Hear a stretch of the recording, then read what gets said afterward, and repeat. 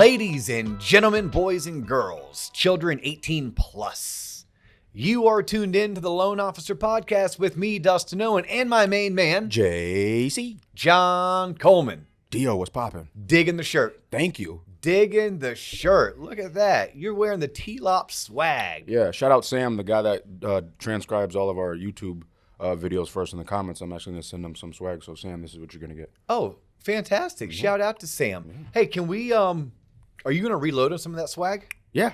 What if someone wanted a shirt sent to them? You know what? I think all they have to do is drop a comment. Drop a comment? I mean, an educated comment. I mean, we have limited supplies. We don't want to be just just willy-nilly throwing them out. But yeah, just drop us a comment, be a fan, and we'll see what we can do. Perfect. And if you don't want to drop us a comment, by dropping a comment, you mean on YouTube. Correct. YouTube or Instagram. Oh, this is a great segue for where can you find the podcast? Let's talk about where you can find the podcast, and then we'll get into today's episode. Okay. Let's get the business aspect off the table. Let's go. All right. If you want to see some really funny promos and clips that John Coleman tirelessly works at, rip stuff off of the interweb, adds them to content to make you laugh and also to hammer a point across. You can check us out on Instagram, Facebook, LinkedIn, and TikTok. We are at the Loan Officer Podcast. Yep. If you're looking for me as the individual, as the human being, I am on LinkedIn. I'm Dustin Owen. I'm pretty easy to find. He is John Coleman. Google him. Google him. Right. Speaking of LinkedIn, we do have our own LinkedIn page. And it is called The Loan Officer Podcast. Yep. And then finally, if you're listening to us, please know you can watch us on YouTube. That was the whole commenting that John was talking about, the transcribing that John was talking about, and why Sam is getting a shirt, because Sam is an active listener who participates and also comments on YouTube. But if you're not into watching us and you just want to listen to us, you can. Yes. Spotify, Apple Podcasts, Google Play, or anywhere else that you can find podcasts. We are the Loan Officer Podcast. Ooh, that was the smoothest one so far, I think. All right. That was good. Well, let's rock and roll. All right. What are we doing today? I want to get into how to get hired. Seems like a hot button issue these days. Well, here's the thing. I've been helping some of our listeners out. They reach out via LinkedIn. Right. Sometimes hit us up on IG. And these are some of the questions that are coming over. Like, hey, Dio, I'm newer in the industry. I may be brand new. I may be newly licensed. Should I just be applying for lines through for opportunities through the company's website, or is it okay if I reach out to the branch manager? Hey, Dio, I can't get anyone to call me back. Hey, Dio, when I went and interviewed, it didn't go any further than that. So we're going to talk about standing outside, like standing out from the crowd, right? Not standing outside. You may have to stand outside, right? But it's standing out from the crowd. How do you get hired? Especially if you're not carrying with you a book of business, because maybe you are transitioning, maybe you are brand new, maybe this is your first time trying to obtain a career as a loan originator who self-generates their own leads. Maybe you started off in a bank or a credit union or a call center, but now you're ready to make that transition. Whatever the case may be, let's talk about some of the tips, tricks, and tactics you can do to make sure that you get an interview, you get thought about, you are introduced to career opportunities within said organizations. Okay, let's do it. All right, easy enough. Nice. And is this applicable just for loan officers or processors? I'm going to say it's applicable for any industry. Okay. My wife, this was 20 years ago. My wife 20 years ago was able to land her first teaching gig in Atlanta, Georgia, just outside of Atlanta in DeKalb County, but we'll call it Atlanta. A little bit outside the perimeter, not inside the perimeter for my 404 folks and 770 folks. Or I forgot the 789? I forgot I'm thinking of the ludicrous lyrics area codes, and I can't remember. Wait, his lyrics? Yeah. Oh, you thought 770 404 worldwide. Act like y'all don't know. So okay, sorry. Yeah, there's actually 3 area codes in Atlanta: 404, 770, and I think it's like 678. Okay. Something like that. Correct us in the comments. Yes, correct us in the comments, please. No, but my wife, she was able to obtain her first job teaching by hand delivering resumes to schools during the summertime. In the summertime, teachers are not working, but you know who is? Administrators. You should know this. Your parents were administrators. They worked more of a 11 or 12 month calendar, not a 10-month calendar. Yeah. So she tried all the job boards and going to the county website and uploading her resume, and she wasn't getting any traction. Mm-hmm. So she got in her little 1992 Chevy Cavalier, and she drove, and she went to various schools, and she walked in smiling, dressed well, with her resume, introduced herself, and bam, landed 2 interviews, got 1 job. Get out of here. Yes. So this translates to really anything. But the questions that have been coming in over the past couple of weeks have been for people who are entering into the mortgage space, Right. looking to land a job. Okay. And I hate to use the word job, a career opportunity, because that's what it is. Like, this is a career. You know something's a career when it has its own language, its own jargon, right? The medical field, it has its own jargon. If you go to a doctor's office and hear those people talk, you're going to be like, what language are they speaking? No idea. Right? You go to a police precinct and you hear those people talk. No idea. No idea. You come to this mortgage office. Definitely. You did this like a year and a half ago. Yeah. You're like, I don't know what they do say. But now I'm a little bit knowledgeable though. Yeah. People start dropping LTV and DTI and DU and AUS and LOS. And then I'm like BYE. That's just buy. See, like, you took a while way over your head on that one, Dustin. Yeah. All right, so let's go. We're gonna spitball this. We're gonna run at it. Okay. And I'm gonna use some of the listener questions as the fuel for this conversation. The fuel for this conversation, like how you said that. All right, so we're gonna start with this. You're trying to obtain a career opportunity. You want to land that interview. You want to get hired, but you're tired of just applying to the job board, which may be out of their corporate office, where they may be 2,000 miles away from the actual branch that you're trying to land this position with, and you're getting nowhere. First and foremost, understand, for most of us, this is a sales job, or it's a sales support job, right? Whether you're a loan officer, a loan partner, a loan officer assistant, an underwriter, or a processor, you're coming to work for a sales organization. That's what we do. We go out and market ourselves to the consumer so that they come to us for their home loan needs. Pick up the phone and introduce yourself. Use the internet. Figure out who the branch manager is. Call the branch manager. If the branch manager doesn't return your phone call, call him or her again. If they don't return your phone call, text them, email them, or freaking show up. If you show up, you better be well-dressed, Right. with a resume in hand, possibly even a cover letter. You better have prepped yourself with what is your 60 or your 90-second elevator pitch. Why you? Why you? If you're struggling just landing the opportunity to talk to someone who has decision-making power, make yourself stand out. If you're getting nowhere with the branch manager, try calling one of the loan officers. Call someone who works there. Introduce yourself. Don't hide from the facts. Don't sugarcoat it, and don't waste their time. Wasting their time is when you get too detailed, too wordy. Be straight to the point, polite, and professional. Hey, John, my name is Dustin. You don't know me and I don't know you, but I'm hoping you can help me. I have been trying desperately to break into this industry, and I want to interview with your company based on the research I've done, and I can't get your branch manager to call me back. Is Cindy the right person I should be calling? Oh, it is? Is there any way that you can put in a good word with Cindy?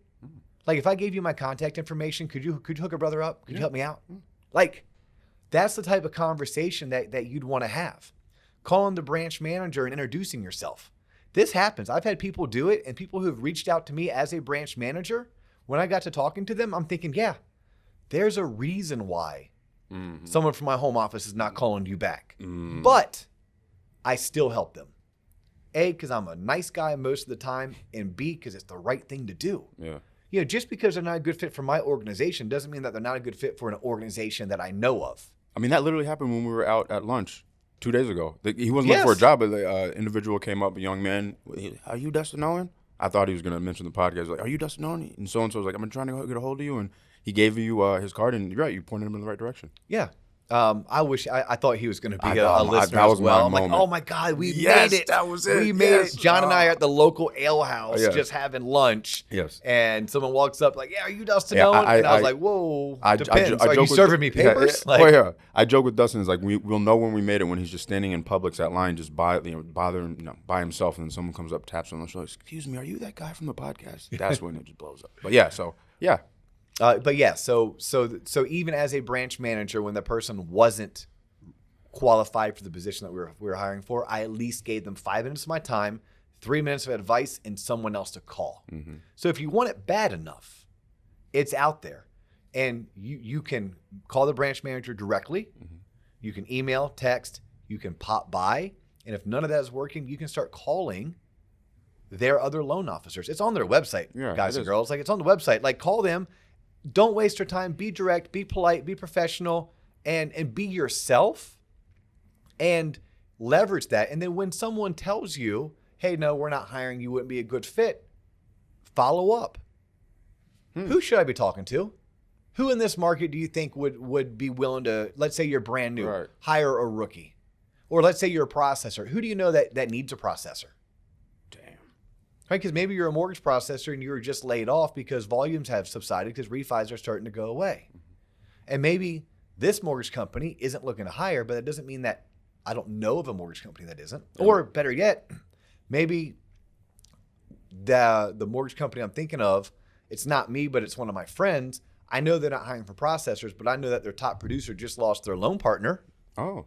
And maybe I can be like, hey, you know what? Have you ever thought about getting in the sales side of things? Because I know so-and-so over at XYZ bank or lender, and that person is looking for a loan partner. That may be a position worth you interviewing for. Let me give you their hiring manager's personal cell phone, by the way, because I know them. Right, yeah. Because I network like crazy within my industry because I'm involved in my industry trade organizations. There you go. All right? So then, like that is one way that you could tackle the hurdle of no one's calling me back. No one's getting back to me. Question for you. As someone who hires loan officers, do you weigh, like, how much do you weigh the resume, like how fancy and good the resume is versus how good they are in person when they get interviewed? You know, some careers. On the resume, the things that I'm looking for, longevity. How long were you with your last employer? Because if you've had a hard time sticking with one employer, it's a red flag. Now, if you're newer in life, like you just recently graduated from college or you've only been out of high school for 3 or 4 years, I'm going to be more forgiving if you've only been on, one job for 14 months, another one for 20. But if you've been in the workforce for 2 decades and I look through your resume and you haven't really held a position anywhere for 2 years plus, then it's gonna be a red flag. And then I look for, does your skill set that's translating from your previous employer translate well into what we do? But that's hard to tell, so we end up having to have a phone call. The phone call would then lead to a face-to-face interview, or maybe we grab lunch or grab coffee. Right. But I'm looking for certain things like, do you have any sales experience? Are you coming from an entrepreneurial background? Right? Maybe someone's like, hey, I ran my own food truck for 5 years. And I went from 1 food truck to 3 food trucks, and then I sold it. Okay, you've never been in advertising sales or car sales or insurance sales. You're not coming from a banking environment, but I sure as heck want to talk to you. You're entrepreneurial. Like for me, a successful loan officer has to have a bit of an entrepreneurial spirit. Right. But maybe been in banking. Then I'm going to say, well, how long have you been with your current bank for? Okay, for 3 years. Where were you before? A previous bank for 5 years. Okay, cool. 5 years is a decent amount of time to spend with one employer, and you're currently with your employer for 3 years. I like the longevity. Now I have to figure out, are you a hunter? Are you able to go out and eat what you kill? Because in my world, that's what we ask our loan officers to do. Now, maybe I interview you and you're like, you don't work well in our world, but you're extremely detail oriented. You're compliant, you're focused, you're dependable, you're reliable. I trust that you're good with math, you're good with customers. Maybe you're good working for a direct-to-consumer place, right? Maybe you should go work for Rocket Mortgage as a loan officer where they can give you a headset, give you a computer screen, and the phone calls just come in, right? So then even that person, after a phone call, I could maybe figure that out, or at least an interview. Right. And even still, if they made it that far with me, I could at least give them some career advice and let them run with it. All right, so we talked about obtaining the appointment, getting someone to respond to you, getting someone to talk to you, standing out from the crowd. How do you do that? Well, it's a sales job. You got to sell yourself. Sell yourself. Get creative. Market. Oh, yeah. Yes, market. I have once delivered pizzas to a potential employer. to get their attention. Yep. I slept overnight at EA Sports unsolicited. They didn't ask me to in order to lock the job, to secure the job. Did you really? Yeah, I slept on the floor. Tell me that story.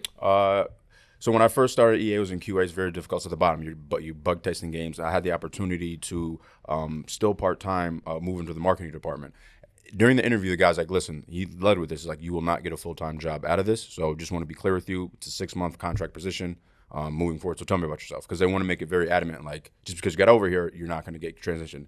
But once I got the opportunity, I was like, this is where I was destined to be. I'm going to bust my ass to make sure I stay.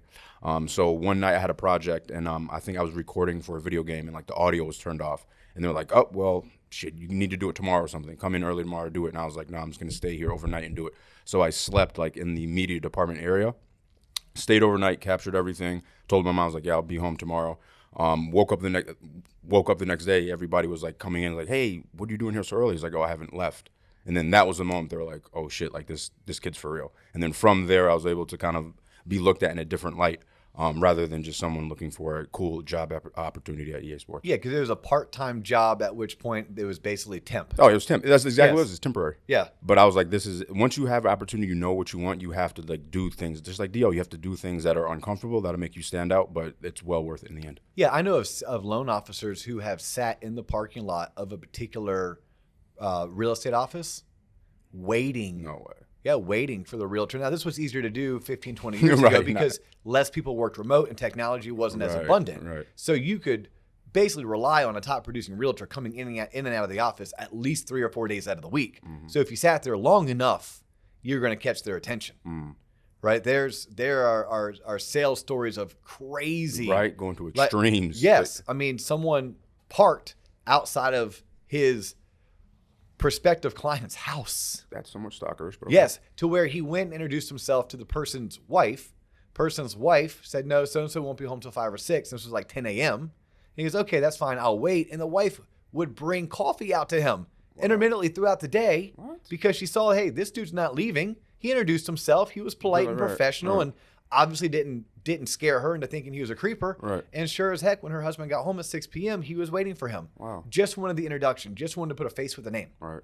I met a young lady yesterday who blew my socks off. Right. I mean, just absolutely wowed me.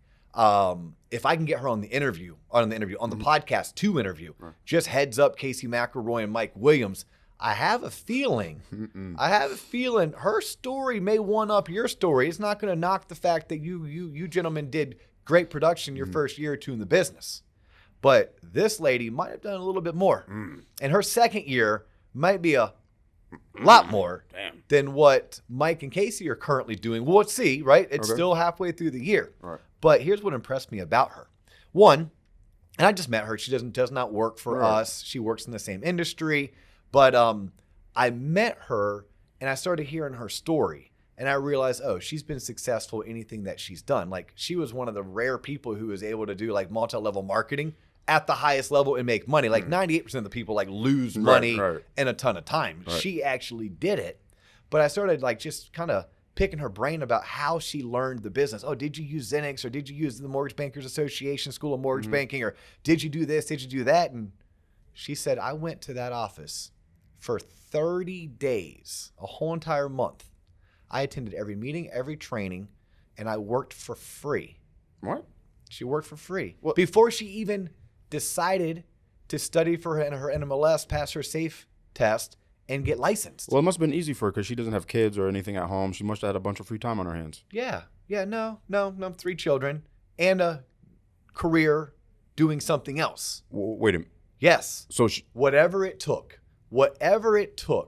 she was going to make sure that she found her way to yes. She was never going to let failure be an option, nor the highest level of success. That's only the way she thinks. So yeah, she's like, what, 60 hours, 70 hours, 100 hours, whatever I have to do. I was going to work for free for 30 days to determine if I even liked it, if I was going to like it. Then I was going to get licensed. Then I was going to quit my job. Then I was going to jump into this career. And oh, by the way, when I jumped into the career, I did like 20 million in my first year, and I'm going to try to do 40 or 50 million this year. What? Yeah. Damn. Yeah. So, and this is a person who is purchase focused, They're self-generated, so they're not working for a company that supplies leads. No, they go out and build the relationships that bring in the leads, and they're realtor builder referred.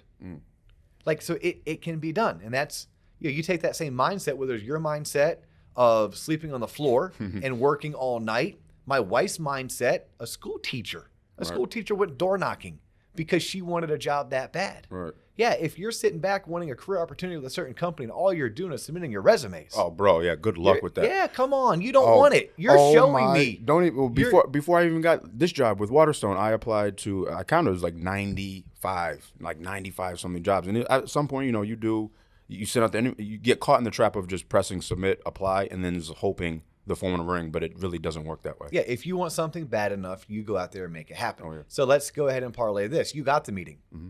You got the meeting. Someone said yes to you. Maybe they felt bad for you. Maybe Right. maybe they liked you. Who knows? Right. And you sit down with them. How are you going to stand out? How are you going to stand out, especially if you're newer in this industry? I'm going to buy a new tie from Ross and call it a day. Okay. Well, dressing well definitely helps. But yeah. Dressing well. Yes. I'd rather you wear clothes that fit you, that may be one step down from the clothes that don't fit you. Right.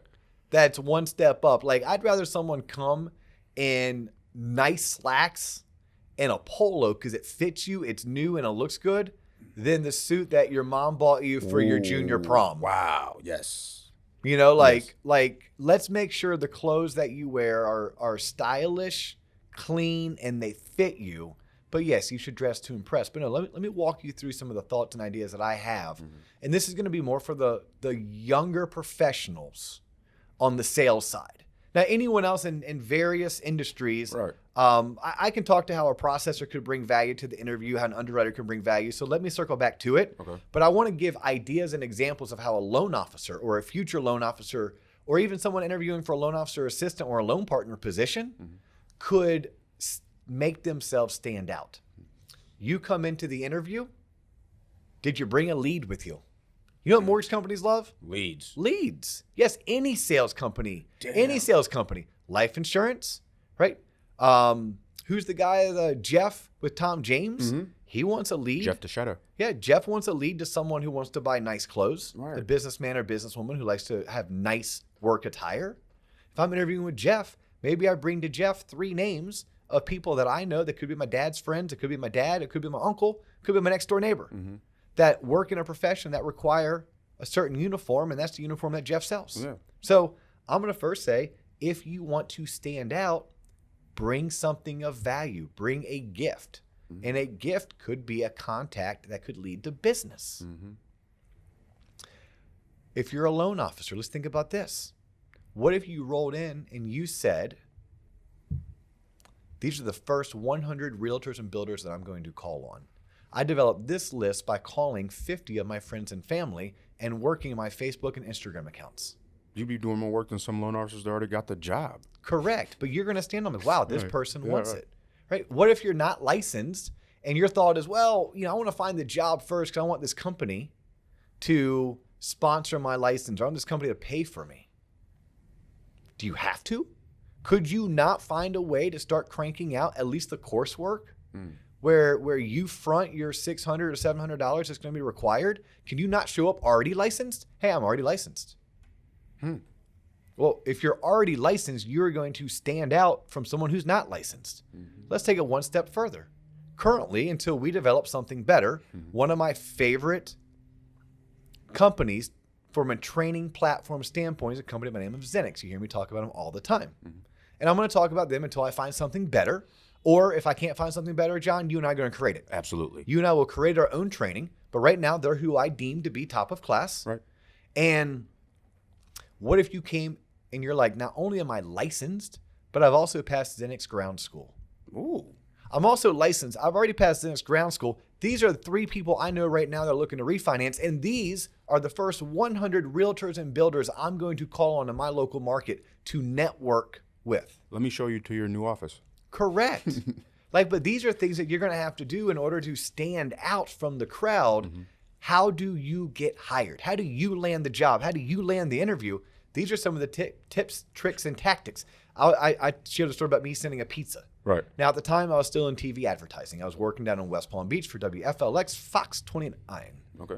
Didn't really like the gig. Didn't like my manager. Didn't like the station group. Didn't like the station ownership. And didn't see long-term trajectory for me there. Yeah.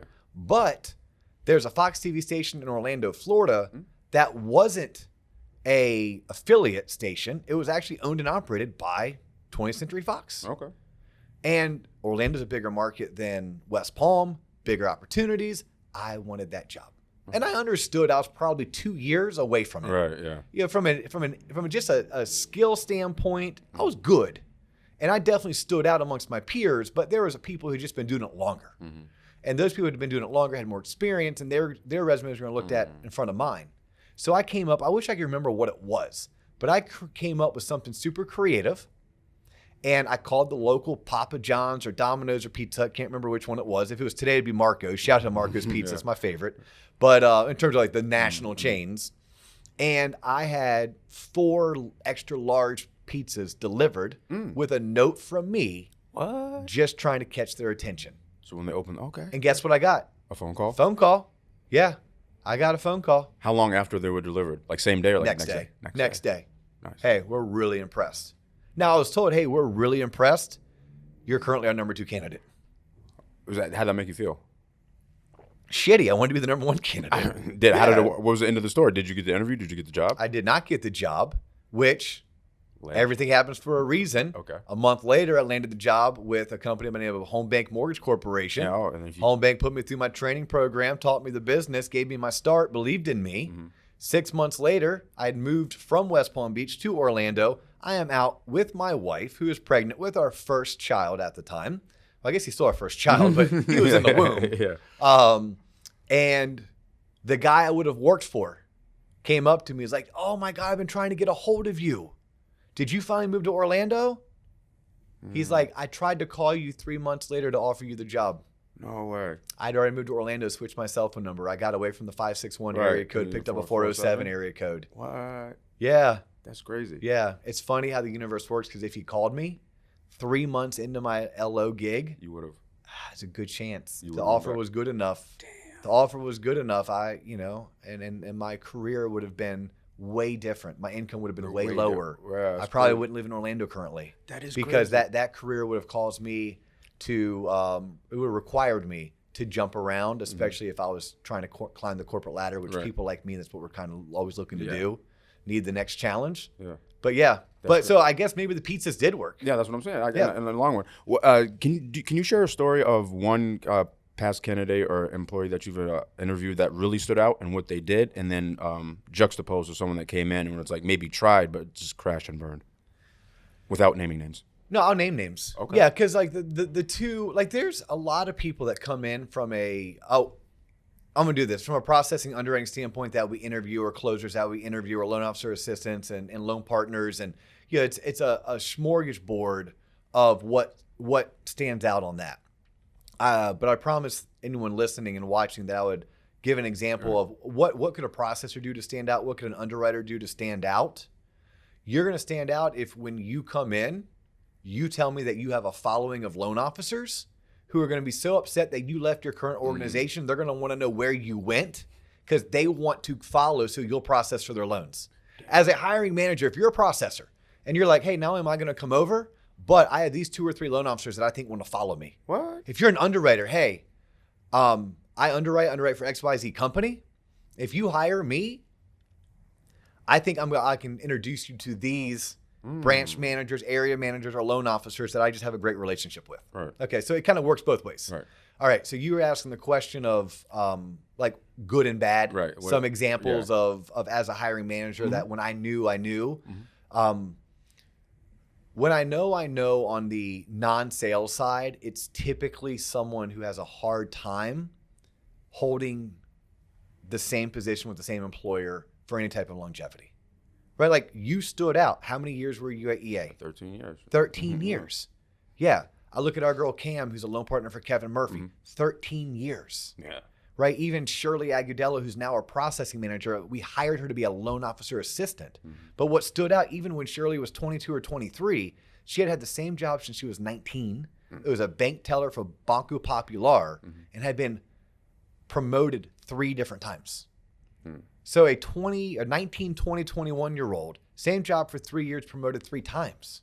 So then when she's interviewing, still for an entry-level position, that stands out. I'm like, wow. She couldn't have a longevity greater than that.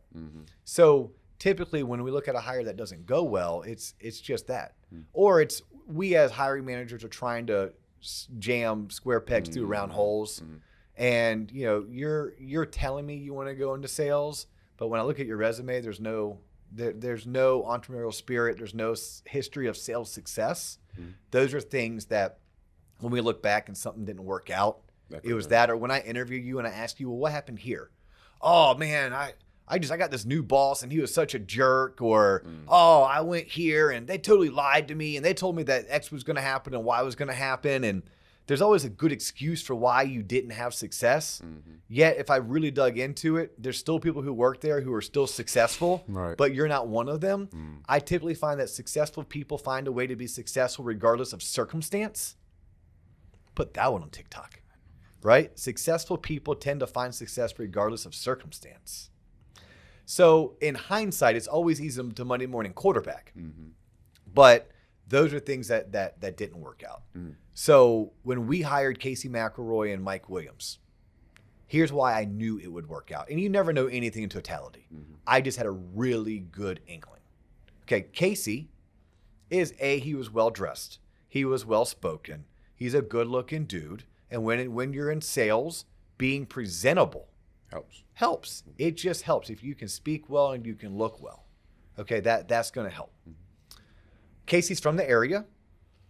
I know the high school he went to. I know some of the people that he runs with. His sister's a realtor. Casey's was in an age group, 28 to 32, that his peers are starting to get married.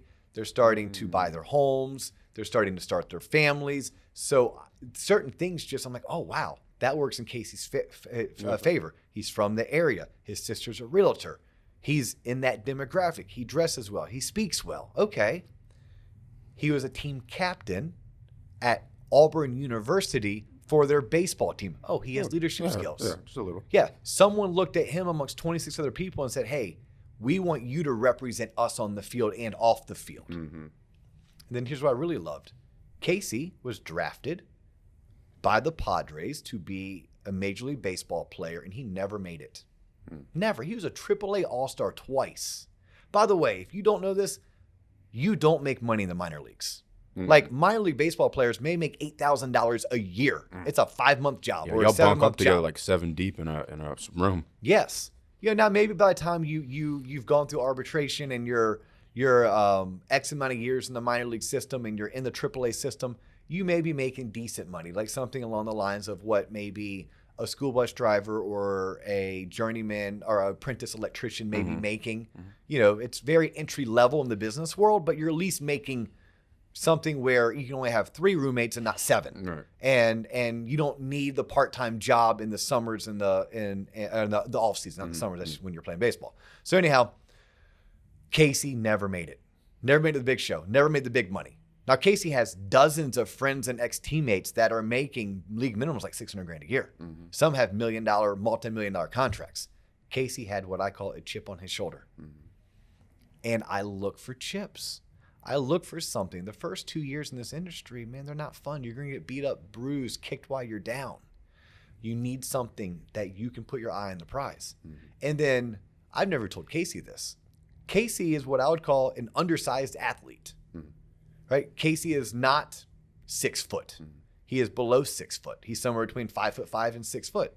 His whole life as an athlete, that was something he had to overcome. Other people were looked at before him because professional organizations like to look at size. And if you're undersized, so his whole life, I knew he had to outperform. He had to be technically more sound than someone who may have been bigger or stronger or faster or more athletic. And he did it at one of the highest levels. So I knew that going with Casey. Mike Williams. Mike, here's what I knew about Mike. Ex-college athlete. There's a theme there.